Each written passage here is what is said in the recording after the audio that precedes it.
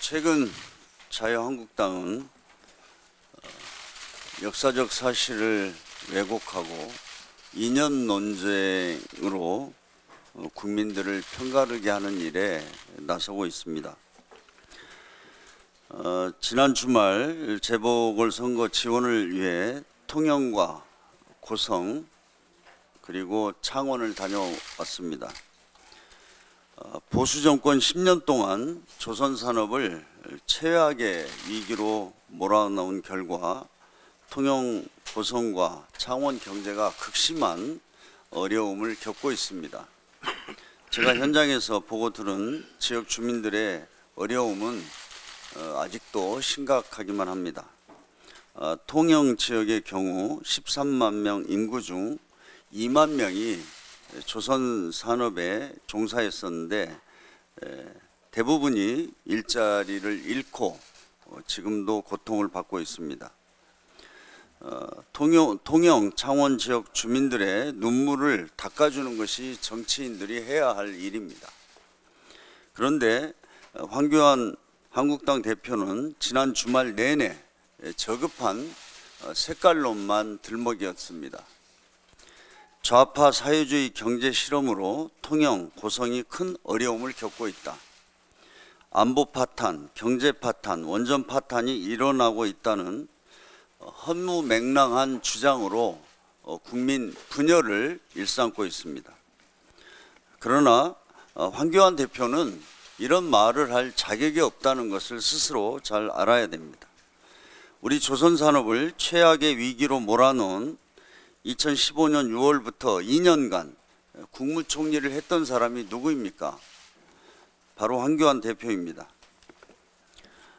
그리고 김학의 사건에 대한 철저한 진상 규명을 하자는 국민의 요구를 공작정치, 황교안 죽이기다라고 주장하면서 자신을 비호하기에 급급합니다. 스스로가 떳떳하다면 수사를 자청해야 하는 것이 우선입니다. 제1야당의 대표가 국민을 위한 정책이나 비전은 제시하지 않은 채 저급한 색깔론과 이념 문제만을 거론하는 모습이 안타깝습니다. 황교안 대표는 조선 산업을 망가뜨려 지역 경제를 위기에 빠뜨린 데 대한 반성과 사과부터 하고 선거운동을 하기 바랍니다. 주말에 김학의 전 차관이 심야 출국을 시도하다 출국장에서 저지당했습니다. 비슷한 외모의 남성을 앞세워 사실상 야반 도주를 하려고 했습니다. 하마터면 핵심 피의자가 사라져 또다시 사건이 미궁에 빠질 뻔했습니다. 김 전 차관이 피내사자 신분으로 전환된 만큼 신속한 재수사가 이루어져야 합니다. 김학의 사건에 대한 추가 의혹이 계속 터져나오고 있습니다. 전 정권 청와대가 나서서 김학의 사건에 대한 경찰 수사를 방해할 목적으로 온갖 외압을 행사했다는 언론 보도도 있습니다. VIP가 관심이 많다.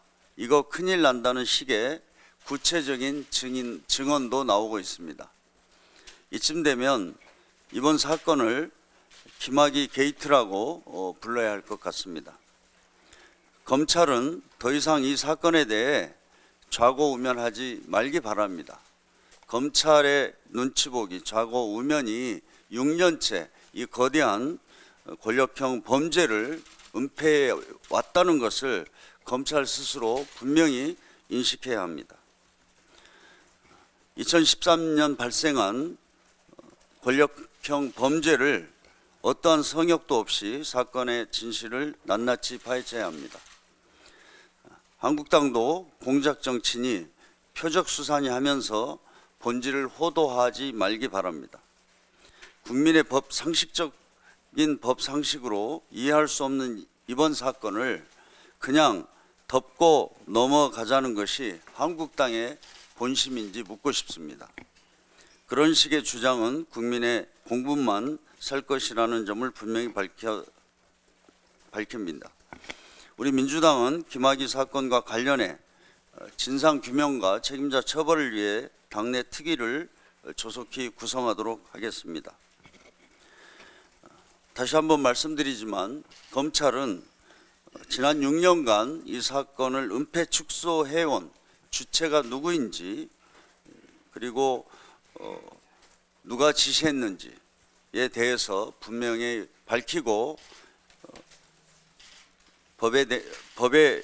법과 정의의 이름으로 심판할 수 있도록 해야 합니다. 지금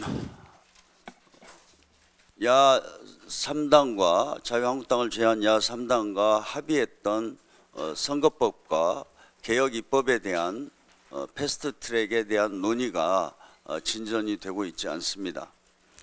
선거법은 사실상 합의를 도출했습니다마는 바른미래당에서 공수처법과 검경수사권 조정 관련 법안들에 대한 논의를 요구해 왔기 때문에 아직 최종적인 합의에 이르지 못하고 있습니다. 더 이상 패스트트랙을 지연시킬 수는 없습니다. 그렇기 때문에 나머지 쟁점들에 대해서 바른미래당과 또 나머지 야당과 빠른 시일 내에 합의를 도출하도록 최선을 다하겠습니다. 특히 공수처법과 검경수사권 조정에 대해서 바른미래당이 주장하고 있는 것들을 좀 최대한 반영해서 합의를 도출할 수 있도록 최선을 다하겠습니다. 이상입니다.